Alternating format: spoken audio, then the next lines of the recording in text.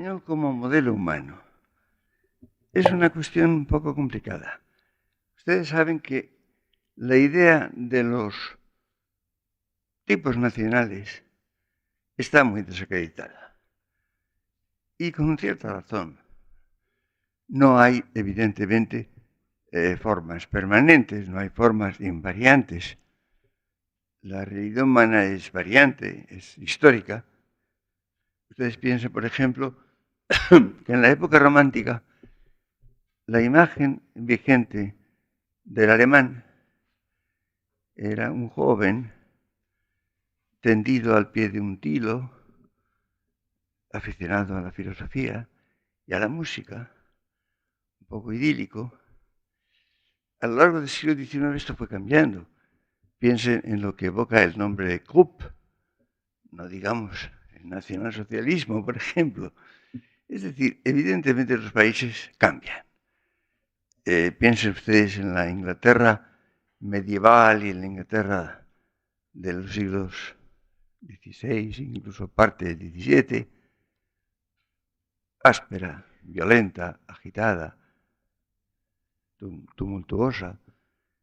Y luego tenemos la idea del gentleman, de la pulcritud, serenidad, equilibrio. Y así se podrían dar tipos nacionales que son desmentidos por los hechos y que evidentemente van cambiando.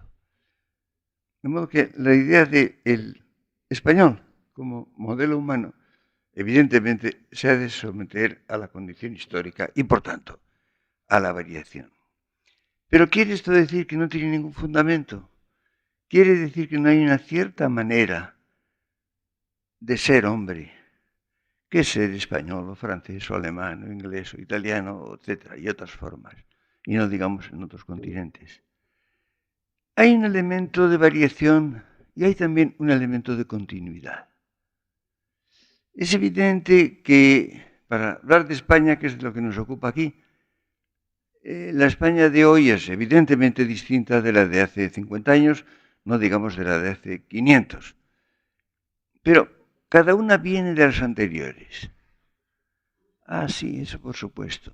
Ha habido cambios, pero no rupturas. Ha habido cambios, pero con una cierta continuidad.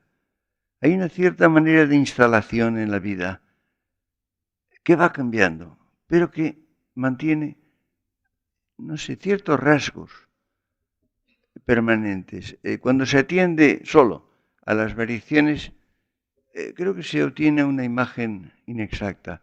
Piensa, por ejemplo, para hablar de España y de un momento muy decisivo, mientras lo que se llama el siglo de oro, o los siglos de oro, un par de siglos, es decir, la Casa de Austria, por ejemplo, se ve, evidentemente hay un estilo evidente, con muchos cambios. Es evidente que desde Carlos I a Carlos II hay muchos cambios, pero hay una evidente continuidad. Pero se piensa que desde 1700, el cambio de siglo justamente al llegar al XVIII y por otra parte el cambio de dinastía, al pasar a la Casa de Borbón, parece que las cosas han cambiado muy profundamente. Y han cambiado muchas de ellas. Por lo pronto, el cambio de dinastía no está en cambio, porque muchas veces es aparente. Es evidente que Felipe V era descendiente de españoles también, de modo que hay una continuidad incluso dinástica y de sangre. Pero además es que si luego vemos el siglo XVIII, descubrimos constantemente rasgos de lo que podríamos llamar la vieja España, con formas distintas, tal vez con otros vestidos, con pelucas, con unos trajes que, por cierto, se encuentran ya anteriormente. Es una cosa curiosa. El cuadro este famoso que está en el Escorial de la corte de Carlos II, ya la gente está vestida de una manera diferente. Y era todavía el siglo XVII y era todavía la Casa de Austria. Ahí luego, evidentemente, hay una uniformidad dentro del siglo XVIII, que es quizá el siglo más uniforme. Ustedes miran retratos del siglo XVIII, todos se parecen. Antes había una diferencia mucho mayor. Por ejemplo, los cuadros que representan bodas reales, bodas entre, por ejemplo, españoles y franceses. Los españoles y los franceses van vestidos de manera muy distinta, tienen un aire muy distinto. En el siglo XVIII esto se atenúa enormemente. Si ustedes ven un retrato del siglo XVIII, se parece mucho de cualquier país. No sé, los retratos hasta de Washington no son tan distintos de los de Carlos IV, por ejemplo. Y hay una diferencia muy grande. En el siglo XIX las cosas empiezan a cambiar más. Yo creo que en cierto modo porque se produce en España, hay una serie de agitaciones desde la guerra de la independencia y después hay muchas vicisitudes políticas en la España del siglo XIX. Yo creo que lo que se introduce es como una cierta vacilación. Es evidente que se produce, no sé, una tendencia a que se desdibujen ciertos rasgos, y evidentemente hay una variación considerable, pero a última hora, no sé, se conservan muchos rasgos, por lo pronto a lo largo de todo el siglo. Si ustedes leen, y les recomiendo que lo lean, porque es un placer increíble, los episodios nacionales de Galdós. Yo hace no mucho tiempo los releí enteros, los 46 tomos seguidos, por su orden, y lo pasé divinamente. Y pues empieza en Trafalgar en 1805, termina con Cánovas, a quien asesinaron en 1897, es todo el siglo. Y hay cambios, naturalmente, pero a última hora uno reconoce no ya la misma España, sino uno reconoce un tipo humano que en definitiva permanece con ciertos rasgos fundamentales e importantes. Y si miramos hacia atrás, es evidente, por ejemplo, que si leemos el teatro clásico, el teatro del siglo XVII, o Cervantes, o incluso algunos textos medievales, nos reconocemos. Es decir, encontramos una afinidad que no encontramos cuando leemos un libro de otros. Es evidente si se lee a Shakespeare o se lee a los italianos o los franceses o los alemanes. No, hay una diferencia bastante grande, con todas las variaciones que ustedes quieran, pero hay una cierta continuidad. Es decir, hay un tipo humano. El español ha vivido con ciertos rasgos, con unas...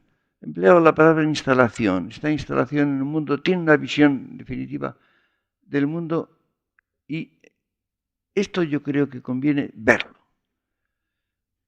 Y vean ustedes un caso también muy llamativo, que es el caso de América. Los hispanoamericanos no son españoles, evidentemente no. Y sin embargo, aparecen en ellos rasgos, profundos rasgos, que responden a una cierta manera de entender la vida, de relacionarse personalmente, incluso dentro naturalmente, de la inmensidad de Hispanoamérica hay muchas variedades.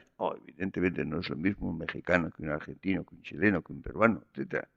Pero todos ellos tienen rasgos comunes entre sí y también comunes con los españoles. Y cuando esa expresión que yo empleo muchas veces, un español en la América hispánica nunca se siente extranjero, es forastero, que es otra cosa, como un castellano que está en Galicia o un gallego que está en Andalucía, etc. Son forasteros, no extranjeros. Pues bien, hay por tanto, repito, insisto en la variación, insisto en que la continuidad no quiere decir permanencia ni fijeza, pero hay una cierta manera y podemos preguntarnos qué caracteres, algunos caracteres que se mantienen a lo largo de la historia y que en definitiva permiten el paso de unas formas a otras, permiten el que haya una manera variante, variable, cambiante, muy cambiante, por supuesto, de estar en el mundo, de vivir, de convivir, que es propia de los españoles. Hay ciertos caracteres. Ustedes recuerdan, por ejemplo, que Menéndez Pidal, que se ocupó de esto con mucho talento en la introducción a la historia de España que dirigía y que publicó una larga introducción muy interesante del año 47, hablaba, por ejemplo, de una cierta sobriedad que él encontraba incluso en los autores latinos cuando hablaban de Hispania. No existía entonces España, evidentemente. Es decir, de los pobladores de la península ibérica encontraba ciertos rasgos de resistencia a la adversidad, de cierta sobriedad, de afrontar las dificultades con pocas necesidades. Esto yo creo que ha sido un rasgo característico. Si ustedes piensan, por ejemplo, en algo tan cercano de nuestro siglo, por desgracia, como la guerra civil, los que no son viejos no la han vivido, o la han vivido en la infancia, pero es una experiencia dolorosa, pero muy iluminadora. Yo creo que ha sido muy esclarecedora. En definitiva, los males de la vida también tienen sus ventajas.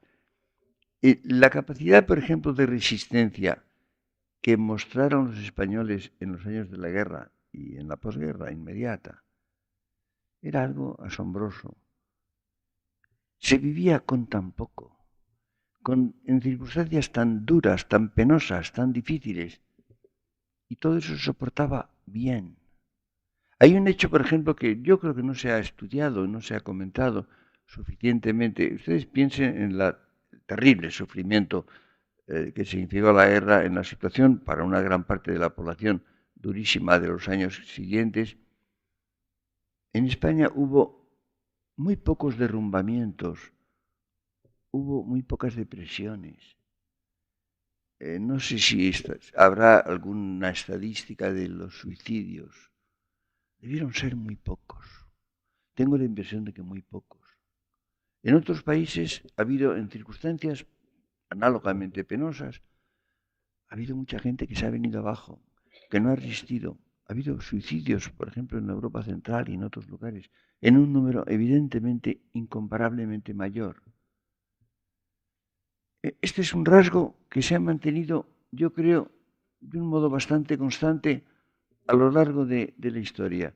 Cuando se conoce, y los españoles en general conocen poco, lo que significó el descubrimiento, la exploración, la colonización de América, es algo absolutamente inverosímil. Realmente lo que hicieron, puñado, los españoles empezamos por ser muy pocos. En tiempo de los Reyes Católicos, la población española probablemente no llegaba a 9 millones de habitantes. Era un país pequeño, de poca población. Toda la población europea era muy pequeña, pero en fin, salvo Francia, que era el mayor. Pero además, muy pocos fueron a América. Es decir, una pequeña fracción. La mayor parte se quedaron en España, como es natural, ¿no? Y sin embargo, en brevísimo tiempo, exploraron ese inmenso continente con distancias, sobre todo las distancias. Y el gran problema es la distancia. Pero además, qué cordilleras, qué ríos, qué selvas, qué desiertos. Ustedes piensen, comparen, por ejemplo, con la América del Norte. Es evidente que los establecimientos europeos en la América del Norte son una pequeña franja en el este, muy pequeña, que va avanzando lentamente, muy lentamente. Todavía cuando se produce la independencia de los Estados Unidos, son los 13 estados del nordeste. Es una pequeña fracción de lo que son los Estados Unidos. En definitiva, si se mira, probablemente había mucho más territorio, no digo importancia ni ciudades, pero mucho más territorio de lo que hoy son los Estados Unidos, explorado, descubierto, colonizado por españoles. En el sur y en el suroeste, sobre todo, ¿no? Y en el oeste. Es decir, que mientras el avance inglés, por lo pronto, principalmente inglés, fue muy lento, muy lento. En definitiva, la exploración de los Estados Unidos se hace en el siglo XIX, es cuando se hace. En poquísimos años, en 20, 30 años, los españoles con recursos mínimos están en todas partes. ¿Por qué? Porque se contentaban con muy poco, porque vivían con una extrema sobriedad, porque resistían las dificultades de todo tipo, las adversidades. Esto ha sido un rasgo que se ha mantenido a lo largo de la historia. Este es un rasgo que me parece sumamente importante. Pero hay otros. Una cierta capacidad que ha tenido el español de improvisación. Yo recuerdo cuando una vez que estaba yo en los Estados Unidos, estaba viviendo allí, y me pregunté a fondo, dije, ¿pero cuál es la gran diferencia entre los americanos y los españoles? Estaba enseñando yo en Yale, es cuando caí en la cuenta, del año 56, lo recuerdo perfectamente, y caí en la cuenta de que el americano proyecta a distancias medias, que son las distancias, por cierto, de la colaboración, de la cooperación. El español proyecta a distancias extremas, para mañana o para muchísimos años, incluso quizá para toda la vida.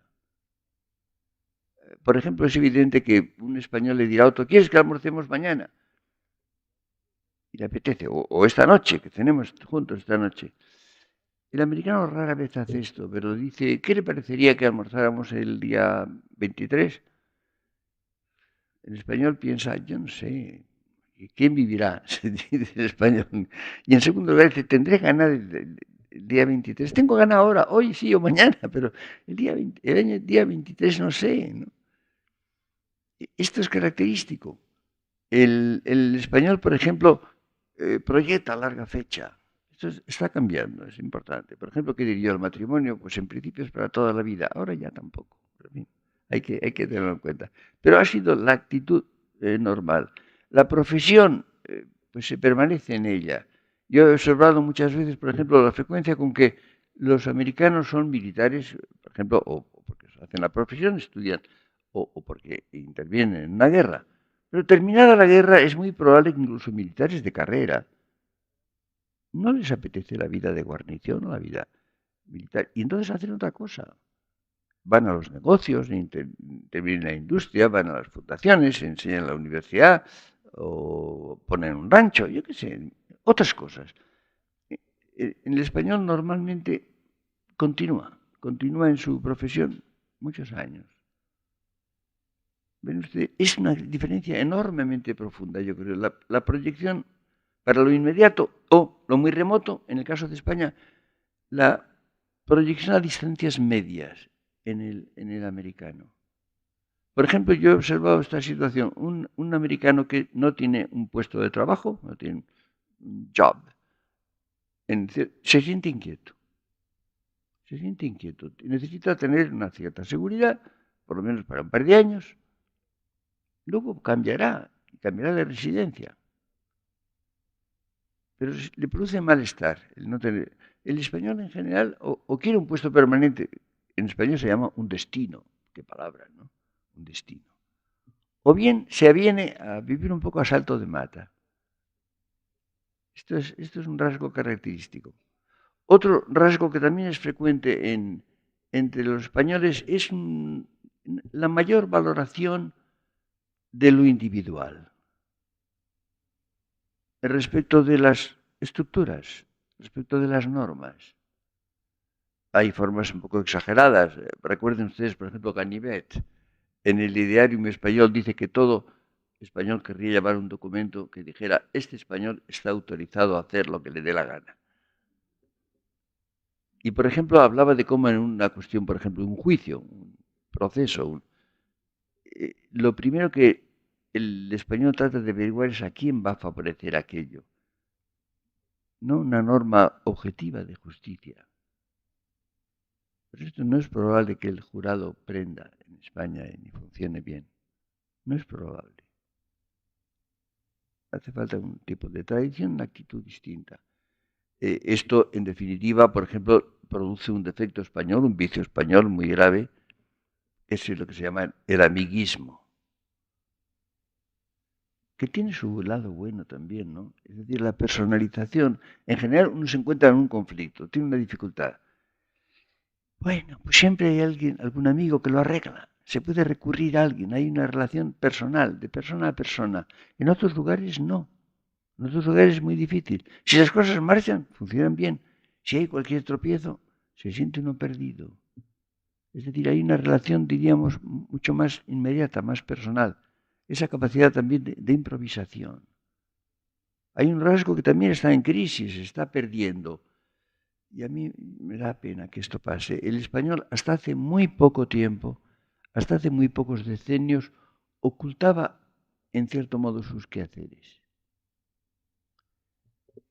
No sé, en otros países si alguien quiere ver a una persona, pues no sé, en general tiene que pasar por un secretario y le dice, pues sí, podría recibirlo el mes que viene. El español ha tenido repugnancia a esto. Los españoles muy ocupados, muy ocupados. Hay muchos españoles que trabajan muchísimo, ¿no?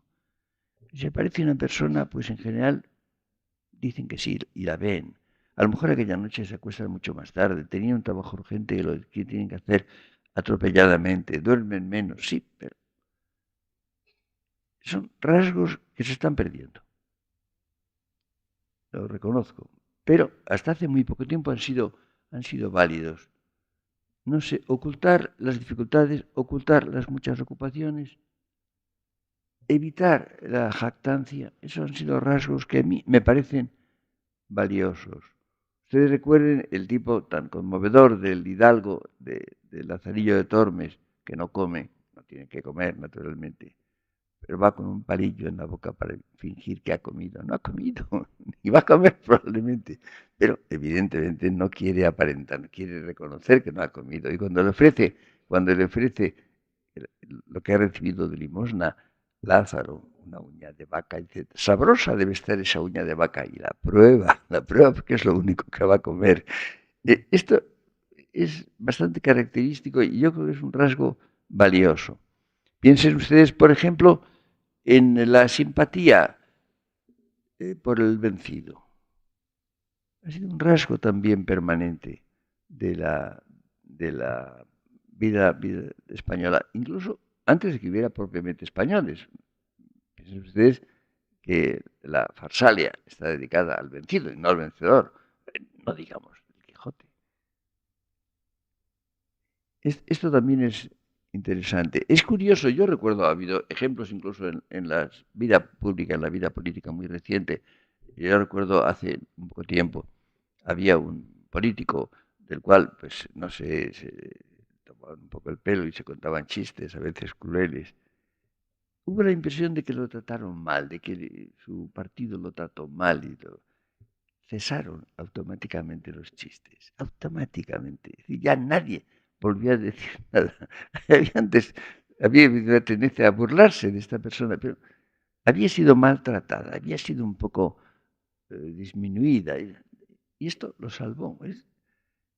Son rasgos que a mí me parecen bastante interesantes.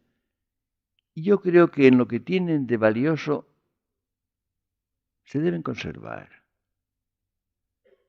Ha habido otro rasgo. El español se ha sentido fuertemente sexuado. Digo sexuado. Ustedes saben que yo distingo dos adjetivos, sexual y sexuado.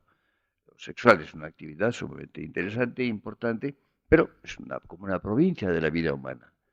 Hay innumerables comportamientos humanos no son sexuales. Esto que estamos haciendo ahora, por ejemplo, que es hablar de España y hablar de su porvenir, evidentemente no tiene nada de sexual, no digamos de sexy. Pero sí es sexuado, está condicionado por nuestra condición de varones o mujeres. Yo soy varón y ustedes son varones unos y mujeres otras. Y eso, evidentemente, hace que sea una realidad, como toda la vida humana, de arriba abajo, desde el nacimiento hasta la muerte, y espero que después, es una condición sexuada. Se ha sentido sexuado, instalado en su condición sexuada. En un grado, diríamos, quizá es posible que haya habido una actitud más sexual en otros pueblos. Es curioso, por ejemplo, se ha comentado que la literatura española tomada en su conjunto es desusadamente casta, la mayor parte. Y sin embargo, pero la condición sexual aparece en todas partes y ha aparecido en la vida real, en la vida efectiva. Ven ustedes que hay una especie de modalidad que tiene rasgos, insisto, se pierden y se ganan se atenúan o se acentúan según los casos, están sujetos a crisis, a veces se pierden condiciones que son valiosas. Por ejemplo, una actitud que me parece también bastante española es el poner en un plano secundario la conveniencia. Es decir, la idea de que el español hace lo que le conviene es falsa. Y diría incluso, en cierto modo, por desgracia también. Si ustedes le proponen a un hombre de otros países, no digo de todos, pero de muchos países, algo que le conviene, dirá que sí, lo aceptará. Frente al español no es seguro. Tal vez lo acepte, tal vez no. Tal vez, yo recuerdo, por ejemplo, cuando se interpretaba, volvemos a la experiencia tan dura y tan fuerte de la guerra civil, se supone que la gente tomó el partido que le convenía. No es cierto. Yo conocía, por ejemplo, unas gentes en Madrid durante la guerra que tenían una situación bastante buena, bastante conveniente. Vivían mejor que habían vivido antes. Sin embargo, deseaban el cambio político en el que probablemente iban a vivir peor y iban a tener condiciones inferiores de vida. Esto parece bien, hay una cierta dosis de desinterés. Hay un lado malo en esa actitud de no atenerse a la conveniencia. A veces la gente lo que no quiere es que tenga conveniencia otro. Es una actitud negativa. Hay gente que no quiere que tenga conveniencia otros. Piensen ustedes, yo creo que fue un factor absolutamente decisivo en la discordia española, en la guerra civil, la hostilidad a un cierto estilo de vida, a una retórica, a un cierto tipo de palabras, de estilos. Había una antipatía. Hay un recuerdo, una cosa que se cuenta de las guerras carlistas, en que habían hecho unos prisioneros, no recuerdo de qué bando, y además da igual, y un sargento, no sé qué, le pegó un tiro a un prisionero. No había motivo y le preguntaron, ¿por qué lo has hecho? Y contestó, era un rubico más atravesado. Era un rubico más atravesado. Le cayó mal. Le resultaba antipático y le pegó un tiro. Eso es atroz, naturalmente. Pero es justamente llevar, no sé, los impulsos, la antipatía o la simpatía, a veces con caracteres negativos, a veces el español, no sé, se afana por complacer a los demás o por ayudarlos o por socorrerlos. Otras veces lo contrario. Los rasgos humanos pueden tener muy fácilmente dos caras, pueden tener evidentemente su anverso y su reverso, se pueden convertir en algo negativo.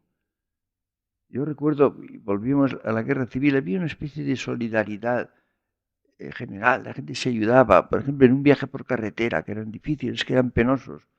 No sé, había eso, la fraternidad de la carretera, decía yo, de la escasez, de compartir lo muy poco que se podía comer. Al lado de eso había la violencia, la atrocidad, la crueldad, evidentemente que se producía en grado superlativo.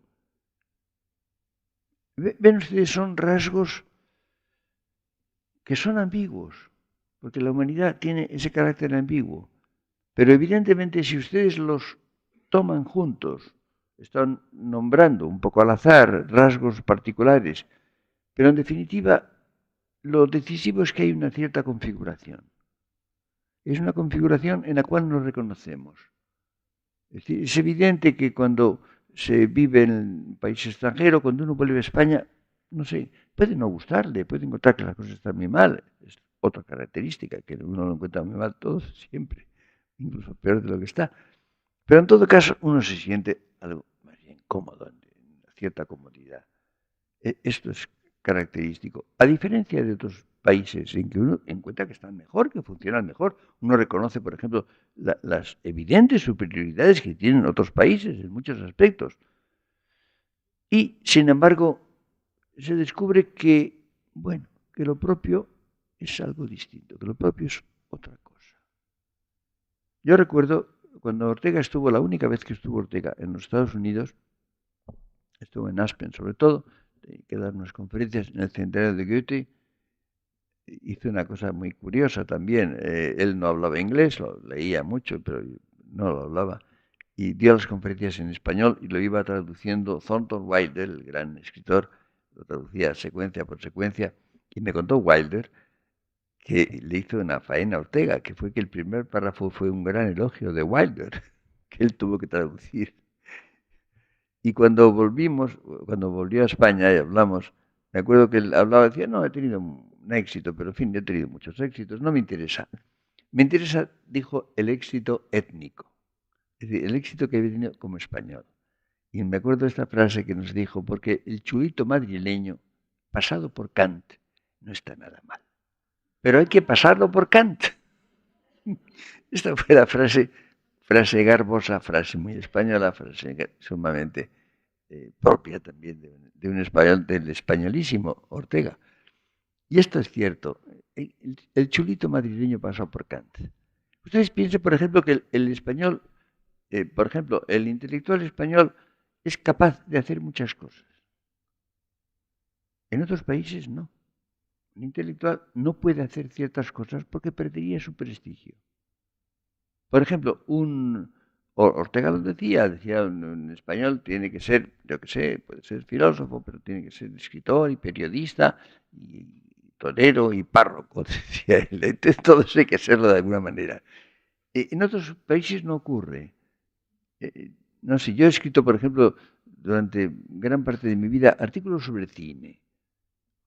Esto, una persona que pretendiera que se lo tomaran en serio intelectualmente, el campo de la filosofía, no haría esto no se podría hacer. Hay casos, por ejemplo, curiosos, por ejemplo, de profesores alemanes que han escrito sobre asuntos, digamos, más humanos, con un seudónimo. Porque esto no parece fácil.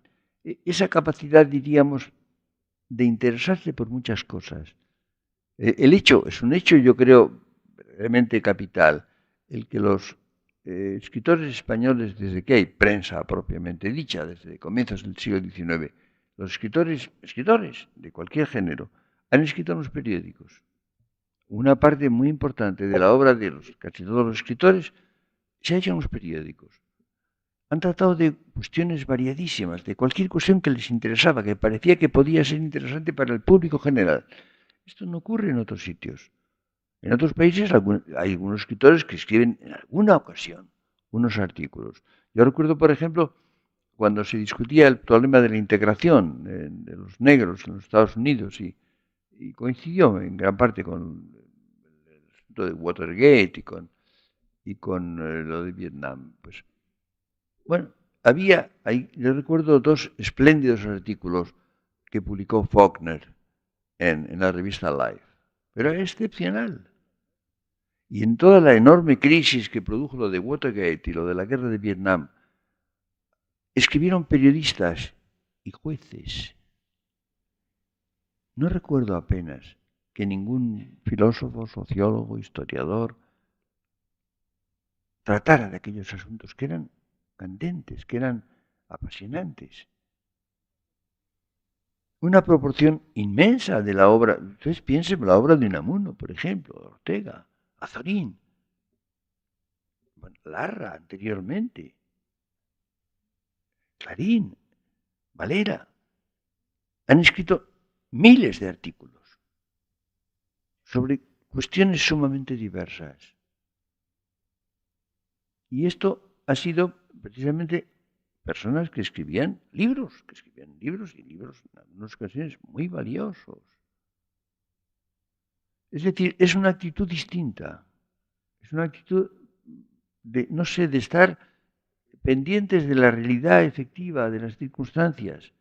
Yo muchas veces pienso que la fantástica cultura alemana, que era extraordinaria, era la primera de Europa, sin duda, y por tanto del mundo en aquel momento, no pudo impedir, no sirvió para que se evitara la locura desenfrenada que significó el nacionalsocialismo. Es asombroso que en un país del nivel cultural que tenía Alemania hasta 1930, no sé, con una serie de equipos de enorme valor en todos los campos, ¿no? Y sin embargo esto no pudo impedir esto y produjo un descenso, una especie como de perversión de la sociedad en su conjunto, algo muy aterrador. Y comparen ustedes, volvemos, cómo se conservó en España después de la terrible crisis de la guerra civil muy pronto y con enormes dificultades ejercidas desde el poder. Se volvió, en cierto modo, a una especie de normalidad interna. Por ejemplo, se conservó, no había libertad política, y bien lo he padecido, pero había libertad social y libertad personal bastante alta. Lo cual hizo que España no estuviera aplastada, no estuviera hundida, no estuviera machacada, que ha podido, no sé, normalizar su vida de un modo fácil y rápido, cosa que no ha ocurrido en otros sitios, que no está ocurriendo, por ejemplo, por supuesto, en los países del este, que tienen una situación sumamente complicada y difícil, porque la realidad misma está disminuida y está, no sé, con resortes disminuidos y atenuados, cosa que no ocurrió entre nosotros. Y eso ha ocurrido muchas veces. Ustedes imaginen la cantidad de crisis, de reveses históricos, de grandes problemas que ha tenido España a lo largo de una historia muy compleja.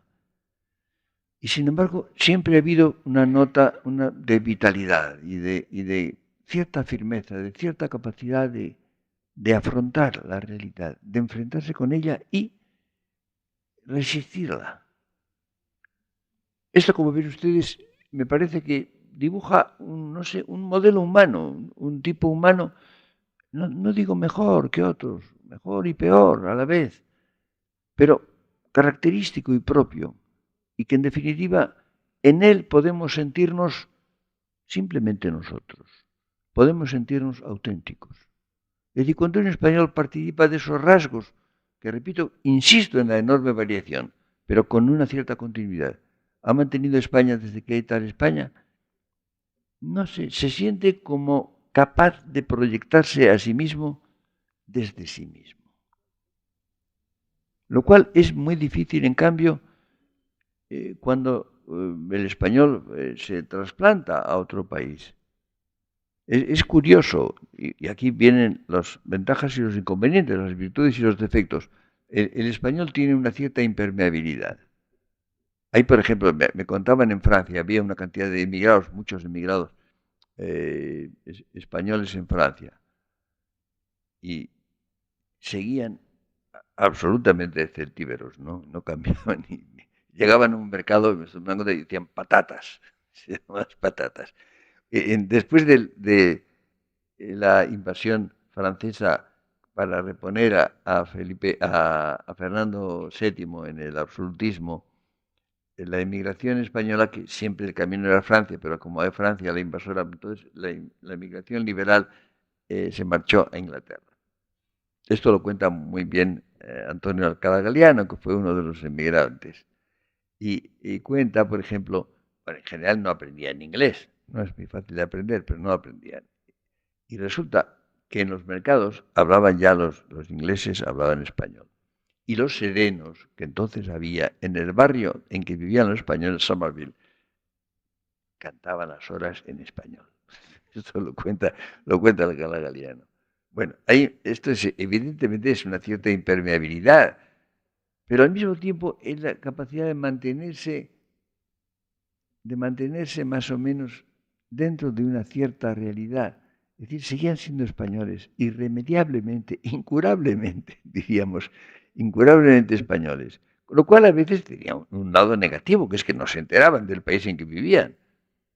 Yo he conocido muchos españoles que han vivido en otros países de los cuales no tenían apenas idea. Yo recuerdo una vez, y esto es impresionante, una vez me invitaron unos amigos españoles, profesores en Nueva York. Me invitaron, era el cumpleaños de una de las personas de la familia y me invitaron a su casa. Y yo fui. Y había como unas 40 personas. españoles todos. No había más que una americana, que no era de uno de los españoles. Es decir, yo tengo innumerables amigos, cuando yo en los Estados Unidos he vivido mucho menos tiempo y tengo incalculable número de amigos americanos. Los españoles ya los tengo en España y me bastan. Estos vivían en su jugo, cociéndose en su propio jugo. No tenían apenas trato con personas, vivían en Nueva York, nada menos, ¿no? Esto tiene anverso y reverso también, tiene una cara buena y una cara lamentable y deplorable, que es el no enterarse, el estar absolutamente metidos en sí mismos. Porque ocurre, por otra parte, que el español, por ejemplo, que en otro país se funde más o menos y acaba por perder su realidad. Esto ha ocurrido mucho ha habido, en este siglo, ha habido innumerables migraciones de todos los países a otros. Y ha habido como un descenso de la intensidad. Esto ocurre bastante. Ocurre porque ya los latinos decían exul umbra, el desterrado es una sombra. Claro, cuando uno está en un país extranjero se lleva muchos menos disgustos que en el propio, porque a uno no le importa mucho. Es que si, por ejemplo, un político, el jefe de gobierno, dice una estupidez, pues, bueno, en el país propio se llevan un disgusto. En otros países lo toman con mucha naturalidad, no afecta apenas. Bueno, que el presidente ha dicho una tontería, pues lo siento, pero no tiene importancia. Claro, se vive menos, se vive con menos intensidad. Yo no soy demasiado partidario del trasiego actual. Todas partes y todos. La mayor parte de la gente emigra a otros países, todo el mundo quiere emigrar a otro país. En general vive peor. A lo mejor económicamente está mejor, a lo mejor tiene, no sé, ciertas ventajas, pero queda naranjo en maceta, qué triste es tu suerte, que dice Machado, ¿no? Como naranjo en maceta.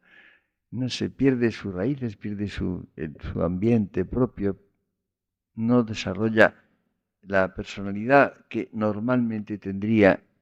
Eso incluso ocurre a veces incluso en la emigración interior, es decir, gentes que emigran de una región a otra porque los sueldos son mejores o porque hay más facilidad de trabajo justificadas, pero muy frecuentemente son menos felices que lo eran en su tierra con circunstancias económicamente menos favorables. Suele ocurrir. Yo creo que el balance de la felicidad y de la capacidad de proyección no sé, no suele hacerse en general. Eso yo planteé hace muchos años en la estructura social el problema de la felicidad media de una sociedad en una época determinada. No se tiene claridad sobre esto. Yo tengo la impresión de que los españoles y otros países, pasa con países hispanoamericanos, son mucho más felices de lo que creen. Esto ocurre. Porque en definitiva tienen conciencia muy clara de los inconvenientes, de las dificultades. Hay una otro rasgo español muy frecuente y muy grave, es el negativismo. La frecuencia de mirar las cosas con malos ojos, de ver el lado malo de las cosas que tienen un lado bueno. El español está siempre dispuesto a ver que las cosas están muy mal y que son muy malas. Y a veces lo son, pero otras veces no. O son buenas y malas, según los casos. Ven ustedes, estamos en un momento de gran variación. He insistido muchas veces en que el sistema de vigencias españolas, que parecían firmes, parecían muy sólidas, muchas de ellas no lo eran. Por los dos factores que nombré el otro día, la organización y la publicidad, los medios de comunicación, que son enormemente poderosos. Se ha producido una aceleración del cambio. Y ahora hay, evidentemente, muchos cambios.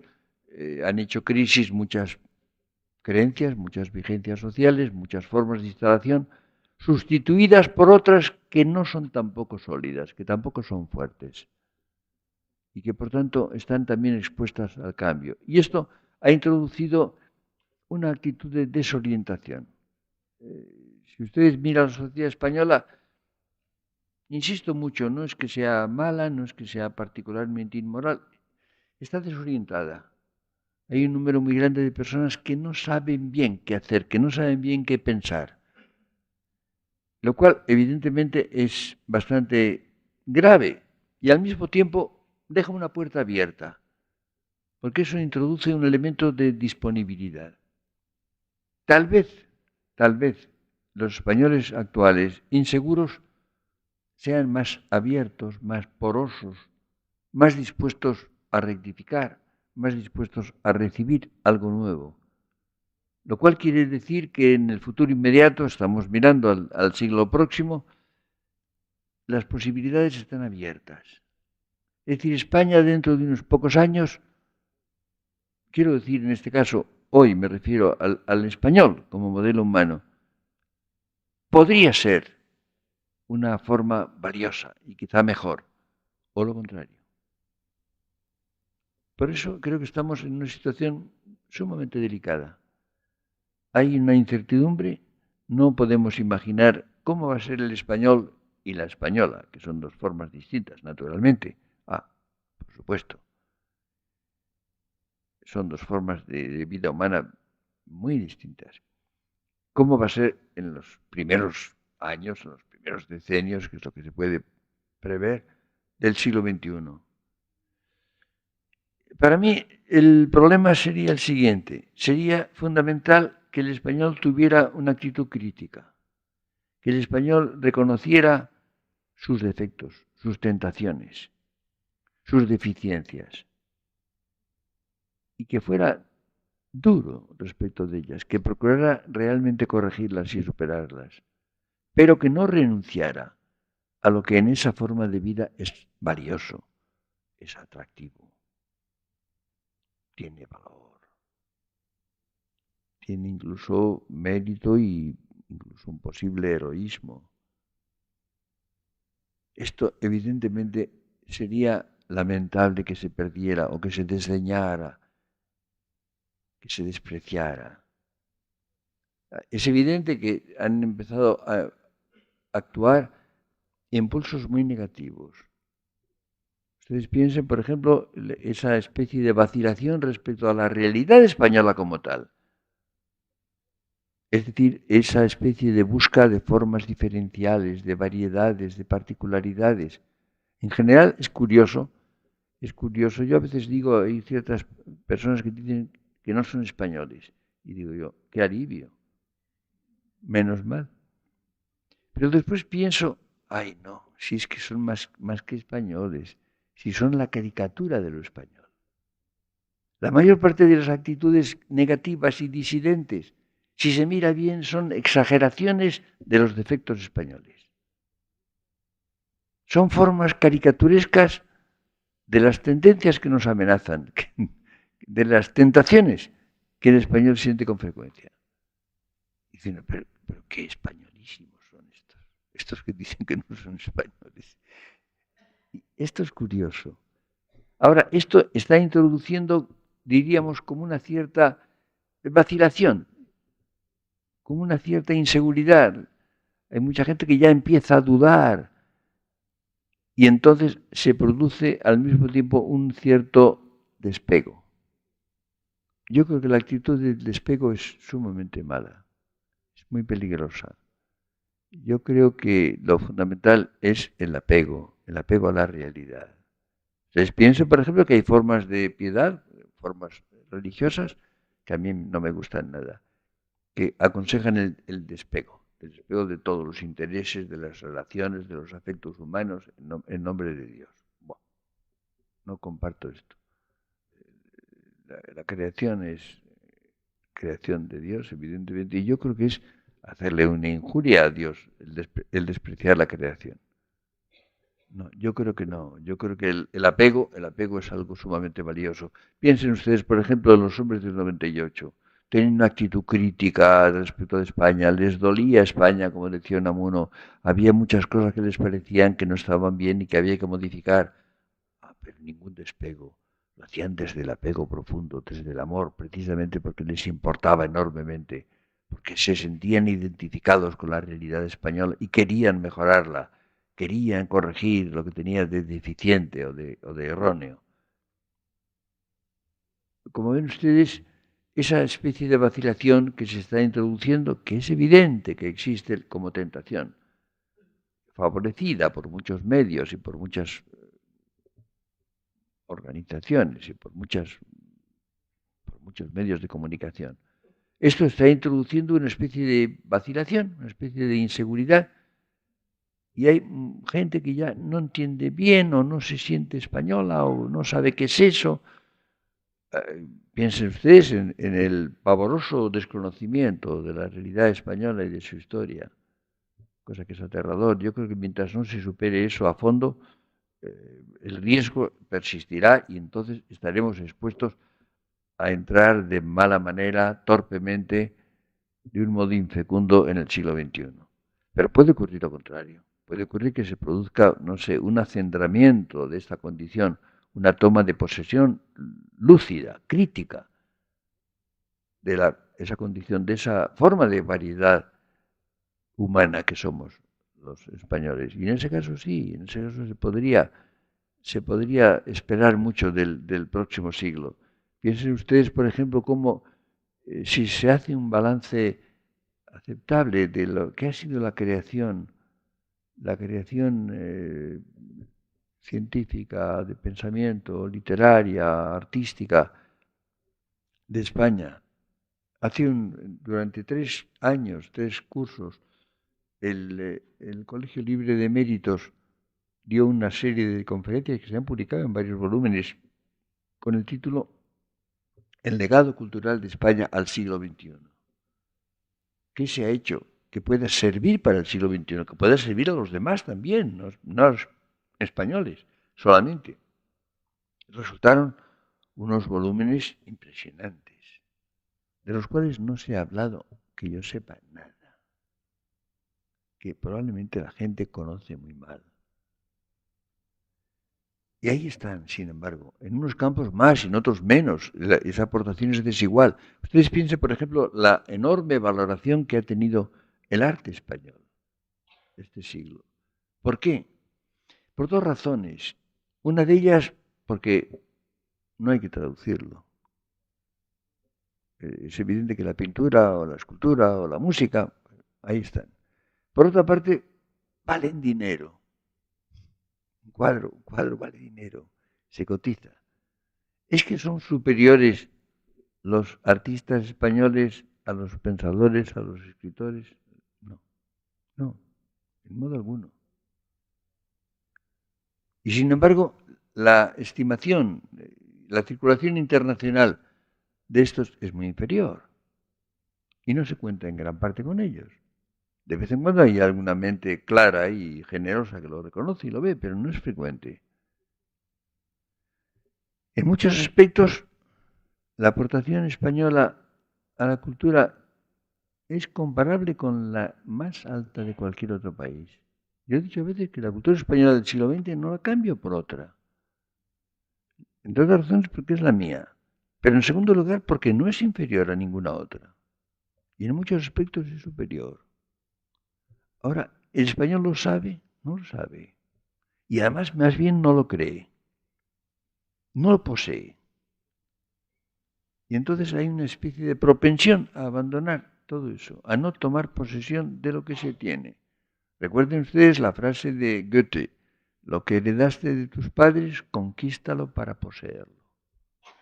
No es mal consejo. Yo creo que el español tiene el deber de poseer su realidad, incluso en la medida en que es negativa, en que es dolorosa. Los problemas y los errores forman parte de nuestra realidad. Somos también eso.